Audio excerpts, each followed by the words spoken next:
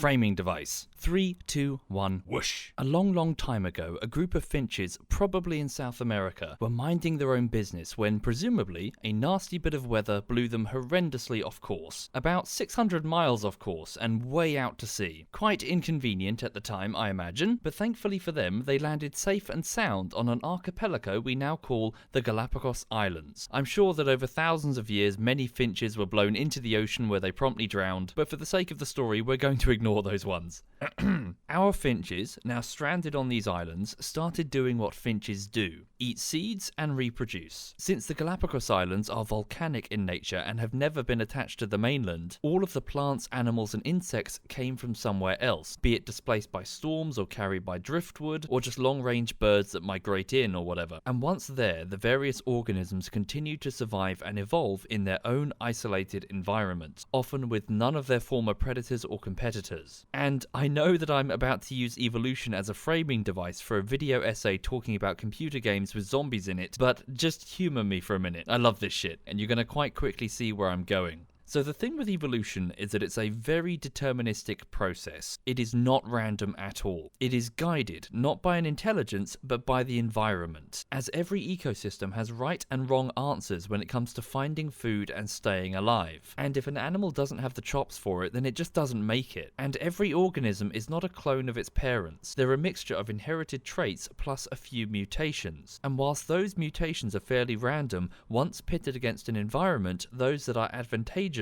neutral or harmful become immediately evident. In the case of the finches, once their population grew large enough, they would have reached a point where competition for food was so fierce that not every finch would survive to reproduce. The South American finches would typically eat seeds, and whilst plenty of insects existed on the island, the birds didn't have beaks that were built to easily grab them, especially when those insects hid between the thorns of cacti. But over successive generations, mutations would accumulate to produce birds with beaks that were much more slender than their neighbours. These specific organisms were able to survive and reproduce where others could not. They had a clearly advantageous mutation, giving them access to an alternate source of food at times of hardship. Compound this process over hundreds, thousands, tens of thousands of years, and you have a situation where distinct subspecies start to appear, each adapting to their own unique conditions on the islands. Plumage would change colour, legs would adapt to perch on forest trees or the thorns of cacti, beaks would radically change to feed on the specific foods available, be it soft seeds or crunchy arthropods, or grubs that have been fished from tree holes. The finches themselves are pretty famous, because in 1835 the naturalist Charles Darwin, collecting samples on a grand world tour, took several dozen preserved specimens back to London, where he presented them to the famed ornithologist John Gould. And there he explained to the surprised Darwin that they were all types of ground finch, with remarkable variation between one another. They're an example of what we call a monophyletic group, organisms that have all descended from one ancestral species, and they serve as a textbook example of an increase in biodiversity when continued variation between genetically isolated groups, in this case geographically isolated on their individual islands in the archipelago, eventually led to one or more descendant branches increasingly distinct from each other or their ancestors back on the mainland. When this process continues for long enough, you have a situation where the different groups may no longer be able to interbreed or even recognize each other as the same creature. It is at this point that we say that a new species has emerged, a process that we call speciation. Now, let's make up a hypothetical situation. Pretend that the islands themselves have become their own separate nation and you're working for the Galapagos Island Tourism Board or something, and you have a difficult task. You need to select a finch which is going to be officially declared the Galapagos finch. It's already been decided, it's going to go on a flag, it's going to be on stamps, there's going to be this big marketing thing, millions of dollars behind it. One of these birds is going to be the national bird. The others, not important. Offshoots of the national bird. It's all going to be about the Galapagos finch. But what the hell do you pick? Which of these deserves the official title of the Galapagos finch? Do you pick the one with the fewest cumulative changes, closest to the original form? Do you pick the one that's currently the most numerous? Do you pick the one whose fan club seems to be the most fervent? Do you pick the one that looks presentable and attractive in photos, despite the minuscule numbers in the wild? Because the obvious problem is that there is no one Galapagos finch. They've diversified into dozens of specific groups through a process of tiny successive changes, each made by selective pressures areas by an environment that you had no authority or control over, by the by, one species of finch has become dozens. But you have no choice. You have to do it. There's a deadline. So, which of these is the Galapagos finch? Let's put a pin in that and come back to it. The year is 1998. Here we are on the shores of gaming. And, oh look, there's something being blown in on the wind. It's Metal Gear Solid, arriving in a new environment for the first time. That environment is stealth games. Whatever. It too, like the finches, is competing for resources. Not food, but customer attention. Because, well, money. And there may well be competing species doing the same thing in this environmental niche, which, depending on the time, may mean that it's packed with competitors or barely populated. But, well, this product is not evolving, is not really changing. Beyond the creation of some mods, the code is written, the voice acting is recorded, the cinematics are rendered, the mechanics are set, for better or for worse. And most important of all of these mechanics were not determined by trial and error. There were not 10,000 Metal Gears back when it came out that were gradually whittled down to just this one. No, its properties were selected by a top-down committee of designers, developers and producers. So this analogy that I'm using is flawed, but bear with me. Just like our prior finches, if the product fails to find enough food, customer attention, it may die before it can reproduce, make a sequel, which is even more likely if that niche has fierce competition. But if it succeeds, if its design does indeed make money, it may indeed make a copy of itself with inherited traits, which also won't be a complete clone, as the creators will no doubt have taken notes on how to improve their product for next time, building upon what is there to make sure their next offspring can have an even better chance of exploiting more customer attention. But by the nature of software development, this is normally years down the line, so by the time it happens, the product never really needs to compete with its parent for resources. The hype has died. Furthermore, there's the problem of marketing, muddying the competitive waters. Many of these products are not solely coasting on their selected properties, but are being propped up through advertising. I'm sure that you can immediately think of a mediocre game that has spawned sequels or is even quite well represented in its genre, mainly because of how heavily it's advertised rather than its quality. Regrettably. But anyway, what's happening here is not evolution, because this product is being designed from the top down and the environment is having not much effect. Oh look, something else is being blown in on the wind. It's an early access game, similar to a normal product, but with one core distinction. It arrives in an intentionally incomplete state. It should be in its alpha or its beta with a little bit of wiggle room insofar as what can still be added, and with a reduced expectation for the level of polish that's currently there. Firstly, this means that it can adapt slightly to customer feedback in ways that more rigid and traditional releases cannot. It can mutate a little bit in the face of environmental pressure, which is interesting. But perhaps more importantly, it has a reduced barrier for entry insofar as development cost, or rather a perceived reduced risk. This means that it's much easier to get the product out there and competing, which is why you find a lot of early access titles popping up in relatively quick succession when something gets popular. And furthermore, you've got the issue of mimics. Perhaps video game clone would be the more common term, but in keeping with the nature theme, I'm going to go with mimicry. In this case, especially with the reduced barrier for entry that early access brings, you get a lot of companies just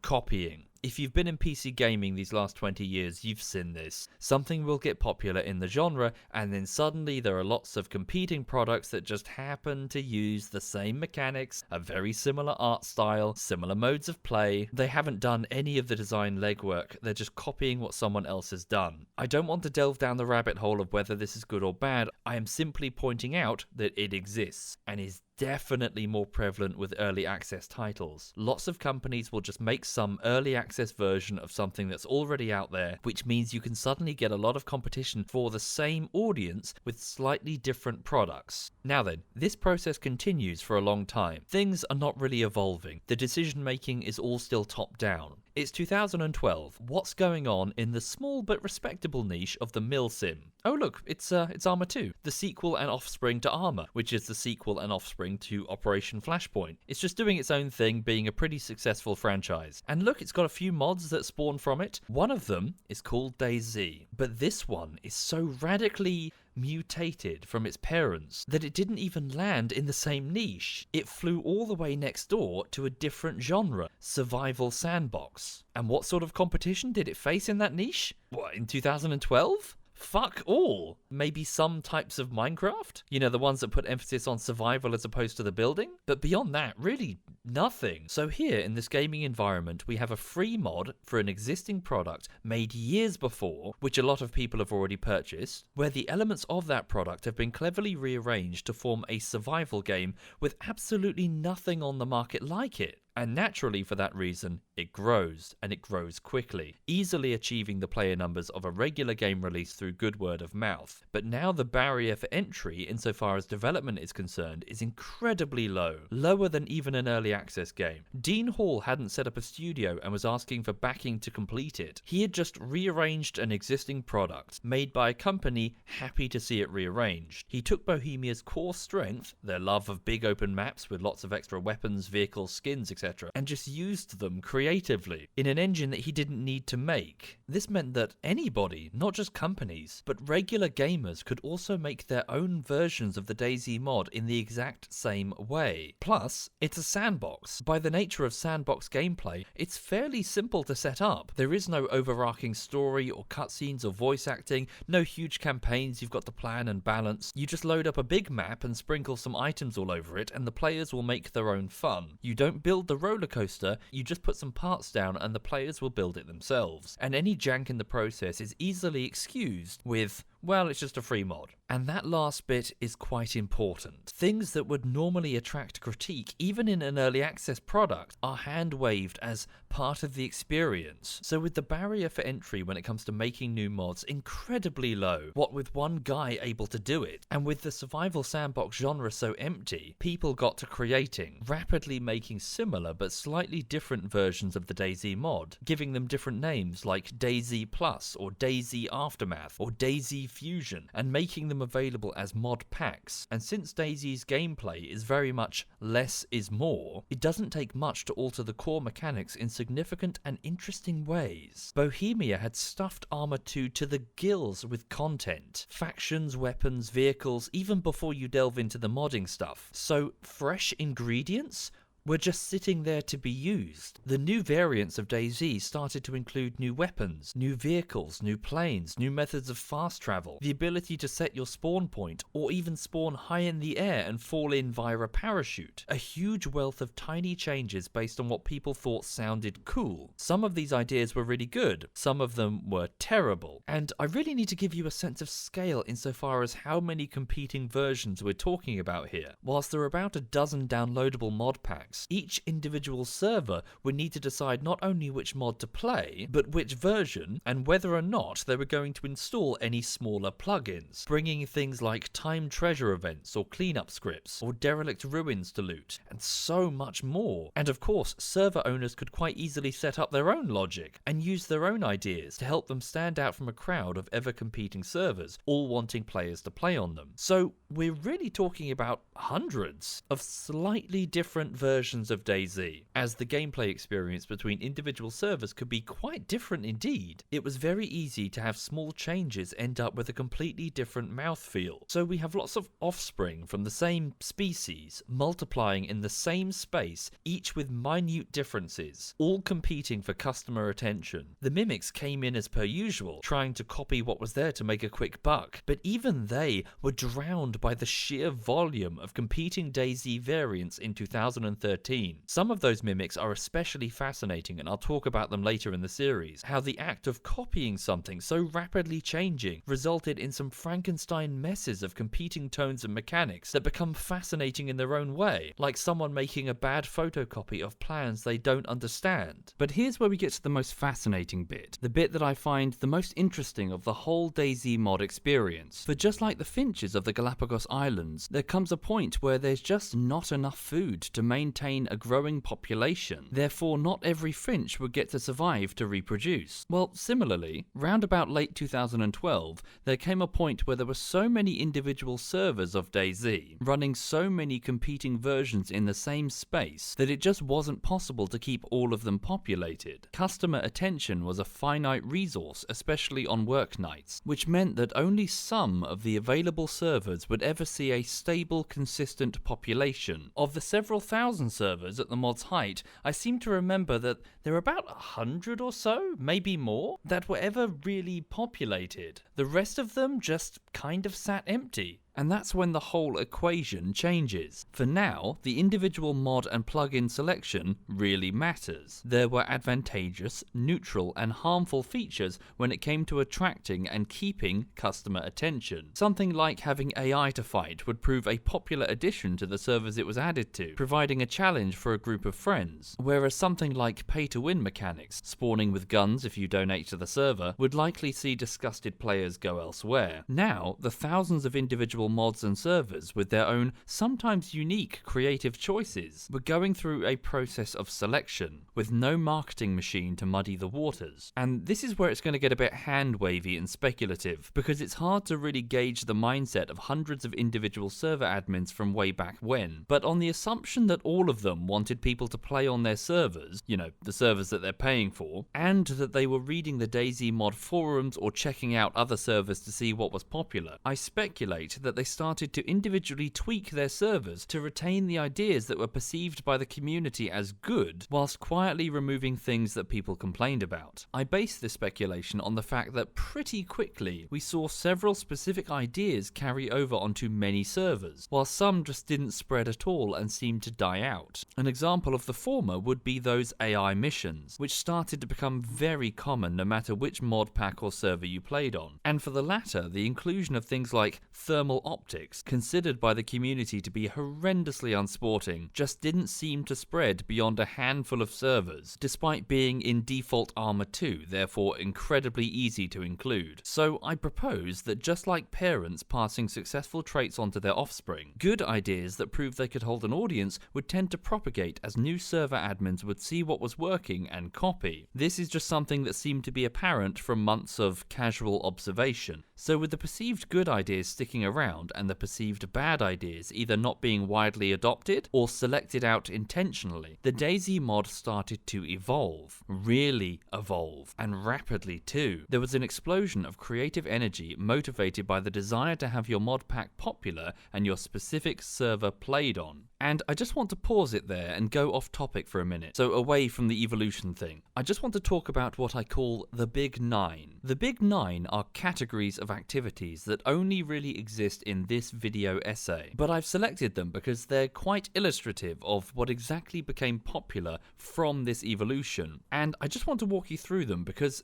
it's useful to help explain what exactly you do when you play DayZ. Note that not all mods and servers had these, nor did every edition fit one of these 9 groups, but most of them did. I'm not saying that makes them right, only that they were very well represented in 2012 and 13, and it'll just help bring you into a DayZ player's headspace, which is just going to be helpful for the rest of the series. So the big 9 activities are as follows: looting for personal survival, looting for land mobility, setting up bases, seeking treasure, looting for air mobility, getting powerful armed vehicles, combat against AI missions, trade with AI systems, and intentional offensive or defensive PvP. So going through them one by one. Looting for personal survival. This would be the act of finding items for you to use personally. Anything that you could store in an inventory and carry with you, or just use there and then. You're in a zombie apocalypse after all, you're going to need weapons to protect yourself, either from the Zeds or from other players who want what you have. Also, your character has some well-being meters that you cannot ignore, things like thirst and hunger, and you can get, through illness and injury, problems that won't go away without some special items like antibiotics. You're going to need to retrieve these from the world if you want to survive for any length of time, so you better get exploring. Looting for land mobility. This is finding some way of increasing your moving speed on land, typically by repairing a vehicle of some kind, and many servers provided a wealth of these in serious states of disrepair to do just that. This is often a time investment, as you need to find the parts to get the car going, but once you have it, you can move relatively quickly between areas, and interestingly, there's often a natural trade-off between stealth and speed. You're faster, but in turn it's much harder to remain undetected when you have something with an engine. Setting up bases. At some point you'll find it prudent to stockpile items for later, or you'll just want to roam in an area with terrain that's favourable to you. You'll likely want to set up some form of player base, be it something like a small tent beneath a tree, or walling off an existing structure, somewhere where it's harder for hostile players to get in and murder you. It can also be a good idea to team up with friends to create a shared living area, a place that you can fortify and bring back salvage, or the valuable vehicles that you're recovering over time. Note that the bigger the base, the harder it is to hide. Therefore, emphasis often changes from stealth to defense, with bigger groups intentionally seeking buildings with excellent visibility and omnidirectional cover in order to eliminate unwanted intruders with long-range weapons. Seeking treasure. Many servers and mod types will introduce some sort of dynamic event system that's continually creating special items to be retrieved by the first player that finds it. Maybe the location is defined, maybe it's vague. Either way, it's very frequently a time-sensitive hunt. There is something special over there, can you get to it first? This often brings players in direct contact with each other, creating moments of high adrenaline and intense combat. Similarly, some servers implement a sort of passive treasure hunting, where player bases require maintenance and failing to provide it will cause them to decay. This means that derelict player bases could be stumbled upon and picked clean by scavenging bandits, looting for air mobility. Similar to cars, it's often quite possible to repair and fly helicopters from Arma 2, a handful of which would be scattered at random across various fields in Chernarus. Often considered to be the true endgame element, flying vehicles are loud, large, and hard to maintain and keep hidden. But if you can keep one going, you can make the entire map effortless to traverse, and you have access to more or less any area of the map, with the ability to simply fly over many player defenses such as walls, which can lead to some very interesting raiding situations. Getting powerful armed vehicles. More just a byproduct of Arma 2 specifically, many of the vehicles that you could find out there came with attached weapon systems, and rarely did they come with their own ammunition. You often had to find it somewhere in the world. But if you could, and you were able to bring it all back to your base, it would give you a decisive edge over your opponents, as often there is simply no counter, leading to some genuinely unnerving fights. Combat against AI missions. Similar to the dynamic treasure system, many servers would feature dynamically spawning AI opponents, which would serve as powerful and dangerous enemies for you and a group of friends to take on. Sometimes guarding treasure, they often serve as an excellent reason to work together, and stand apart from any common AI, which may serve as the world's principal threat, such as zombies. The AI missions were more like an event than something you would often encounter. Trade with AI systems. Many servers would feature dedicated trade hubs in the form of small fortified settlements, within which static NPCs could buy or sell the various items you find in the game world, often for some sort of server-specific currency, such as gold bars or bottle caps. These mods became very popular, as it meant that you didn't have to throw away everything you were stockpiling once you reached a certain point. You could go on a trip to a trader to unload it all, getting a currency that you could easily carry, and use it to purchase things that you would have trouble finding otherwise. They also served as fantastic water holes for the various predators of the world, the bandit players, as they were much more likely to catch and kill someone laden down with valuables, and so they would often stalk around these areas. Offensive and defensive PvP. Whilst most hostile encounters were sudden and unexpected, other times people would go out of their way to kill each other, sometimes in defense of a particular piece of territory, such as the area around your base, but also quite frequently as roaming bandits, either alone or in groups. For the thrill of the hunt across such a large map can be very alluring, especially against an opponent who is desperate to escape, and such a wide variety of locations to fight in made it so you rarely had the same battle twice. So,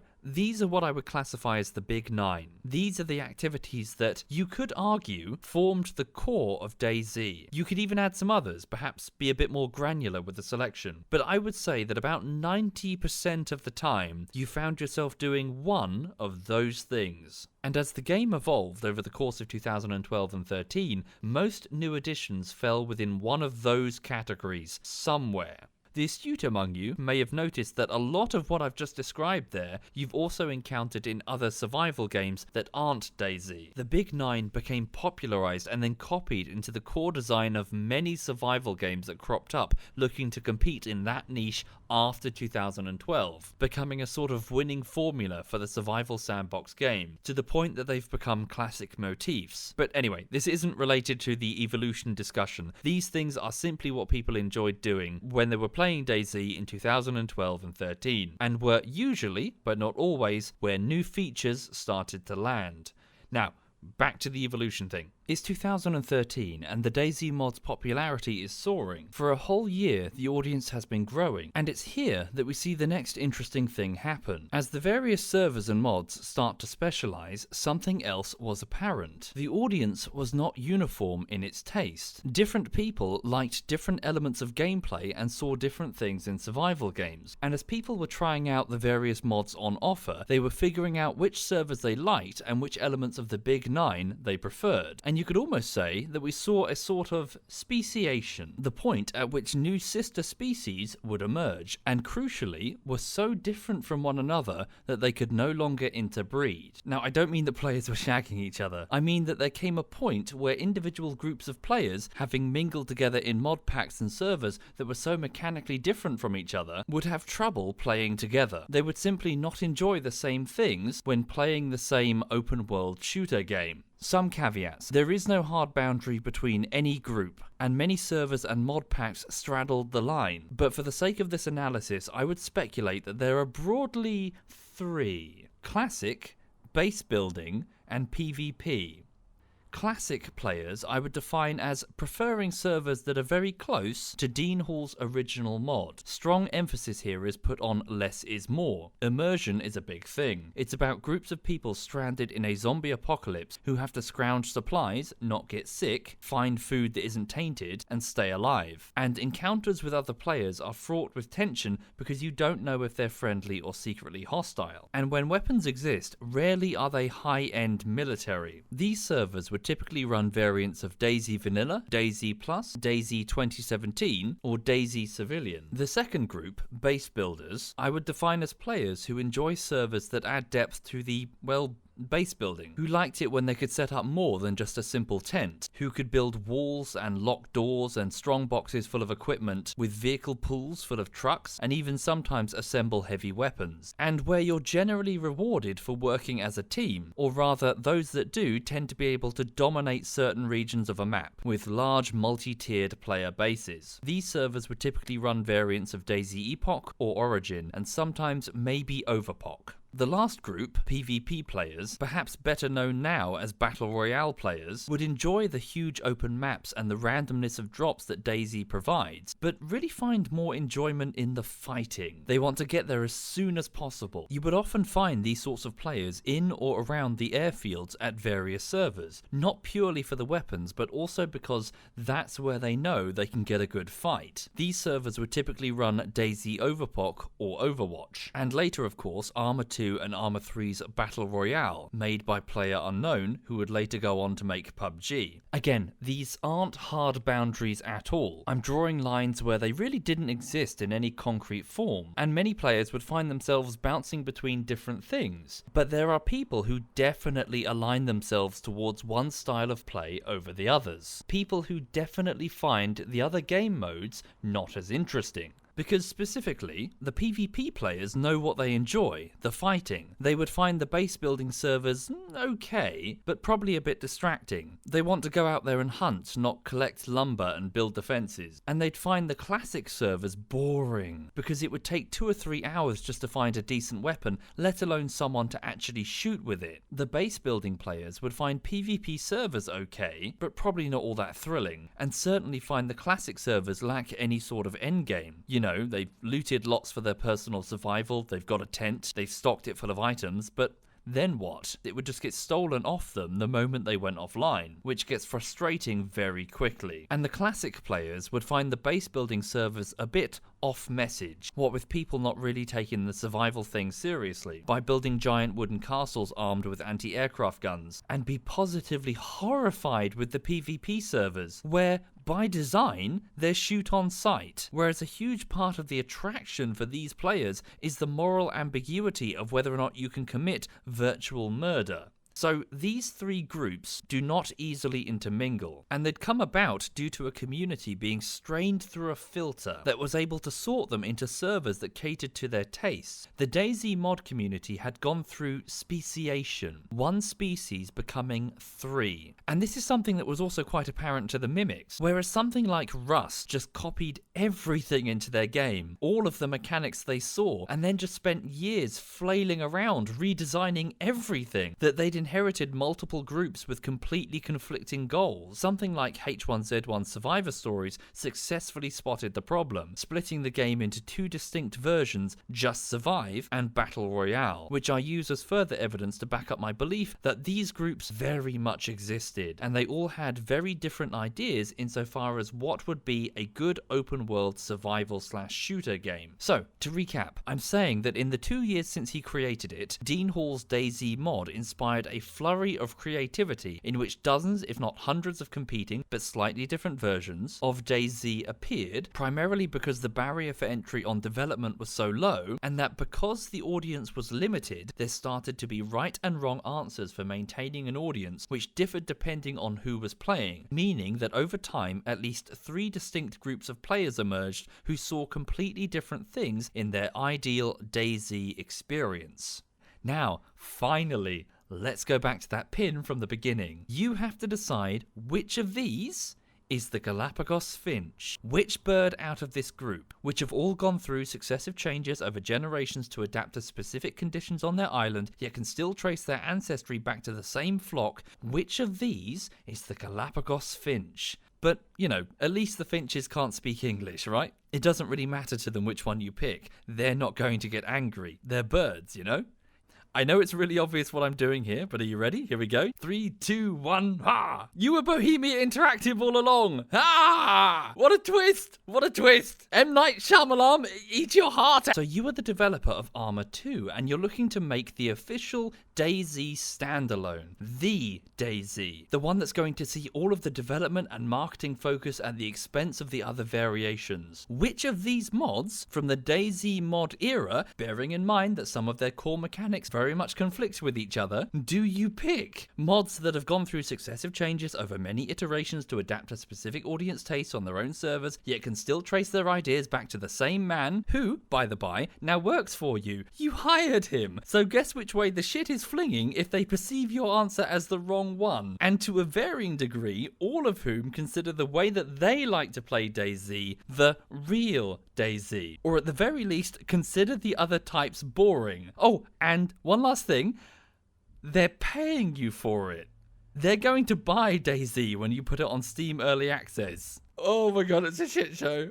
Oh, it's a... Oh man. Oh my god. Oh man. One final thing, the last huge problem for Bohemia. These 3 broad speculative groups were not equal in size in 2012 and 13. One of these groups especially was much larger than the other 2. The PvP variants had respectable numbers. I recall seeing several dozen available servers for Overwatch and Overpoch in particular. And of course later they would climb to new heights with the PlayerUnknown Battle Royale mods in Arma 2 and Arma 3, and eventually his standalone game a few years later. There were several dozen classic servers available, with many of them running healthy populations, but they were all utterly dwarfed by the huge number of DayZ Epoch and DayZ Origin servers. Base building. By the end of 2013 especially, the base building variants dominated what was DayZ to most people. And I don't mean to say that everyone on those servers all wholly supported the base building style, but I am saying that is the main thing they saw. And wouldn't you know it, they practically all ran the big 9 via plugins and add-ons, etc. So this is what most people would be familiar with, even if they didn't partake in all of it. So whichever group they picked would certainly enjoy the standalone, but whoever is left will no doubt serve as detractors, who wouldn't find much enjoyment out of those particular mechanics, and who Bohemia would need to win over somehow. Are you ready? Okay, here we go. It's the launch date. It's going into early access. Here we go. Oh boy. Which version's mechanics did they pick to represent the official DayZ? It was this one. Classic. It's exactly like Dean Hall's original version. Gee, I wonder how that happened.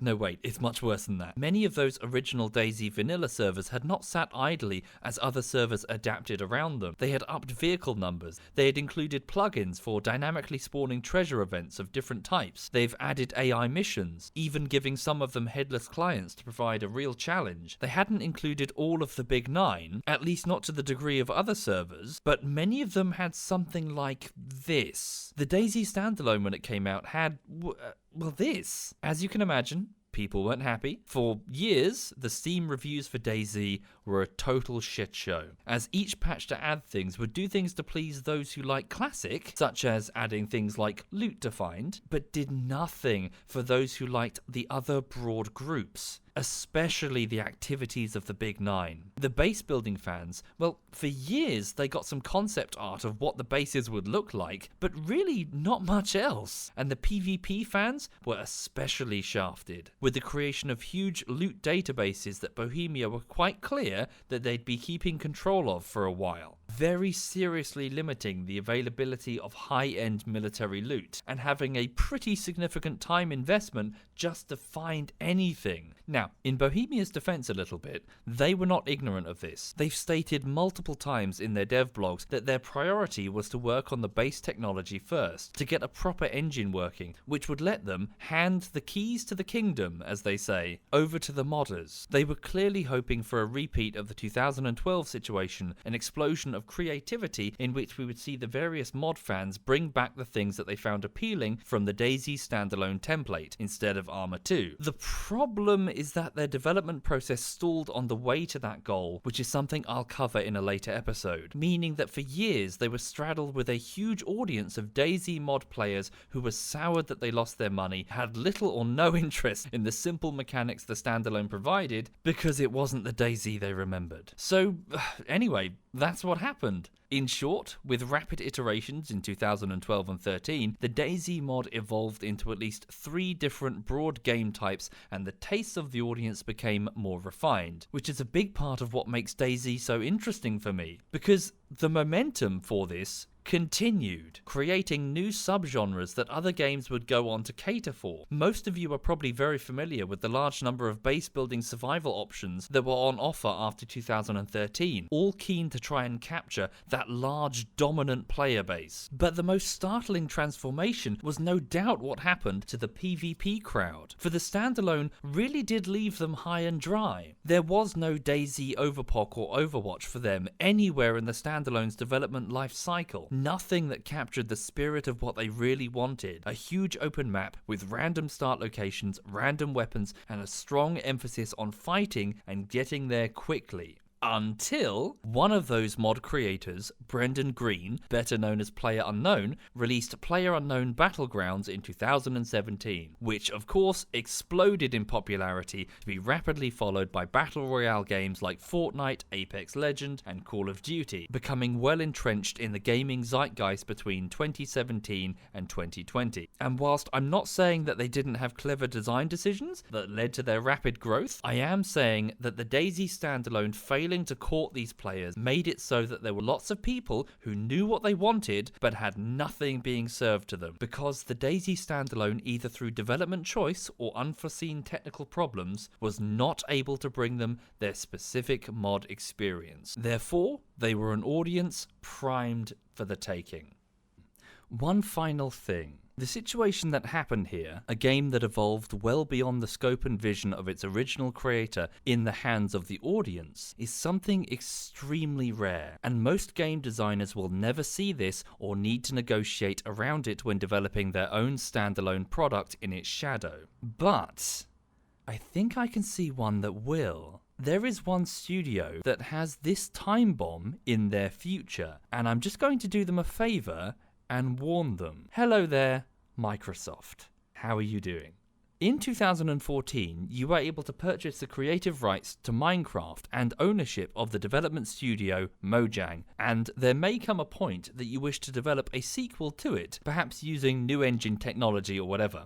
Hopefully far in the future. You need to know that almost this exact situation is going to happen to you. For what Minecraft means to each individual person is now radically different from what its original creator envisioned. It is no longer just a block-based sandbox building game in which people make whatever springs up from their imagination, but features mods that include automation, machines and logistics a bit like Factorio, or a strong emphasis on activities and progression like a more traditional adventure game. There are hundreds of mods that can radically alter the playstyle of any given Minecraft session and tailor-make any server or solo build to the tastes of any individual person. As such, the word Minecraft means 100 different things to 100 different people. So, when or if you ever say, come and buy Minecraft 2, pre-purchase now, you need to be very careful which features you select to develop, because you might have a lot of people throw you money who may ultimately serve as major, very energetic detractors of your product, because their tastes have evolved way past what you might have expected. And whilst your temptation may be to create something that is as close to the original creator's vision as you can, expecting the modders to come in and fix it later, it didn't go smashingly for Bohemia in 2013. Instead, I advise extremely clear communication. Rather than leaning on the whimsy of nostalgia, you need to be crystal clear on what you're developing and try to court the attention of those in the other modes of play as carefully as you can, or risk priming those potential customers for your competitors, which is absolutely not something you want. Anyway, Microsoft, that one's on me.